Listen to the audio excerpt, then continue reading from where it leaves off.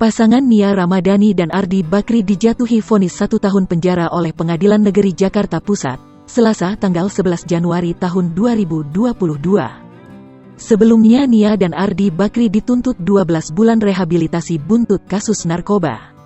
Keduanya telah menjalani 3 bulan rehab. Menanggapi putusan hakim, kuasa hukum Nia Ramadhani dan Ardi Bakri, Waode Nur Zainab memberi komentar. Putusan hakim adalah 1 tahun penjara. Dalam hal ini jelas menurut kami sebagai penasihat hukum.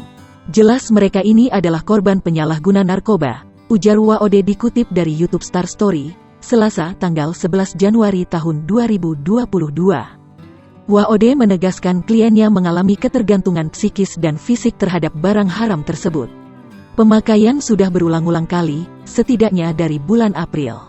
Ada ketergantungan secara fisik dan psikis. Jadi secara undang-undang wajib direhabilitasi. Namun hakim memberikan keputusan yang berbeda. Nia Ramadhani dan Ardi Bakri langsung mengajukan banding.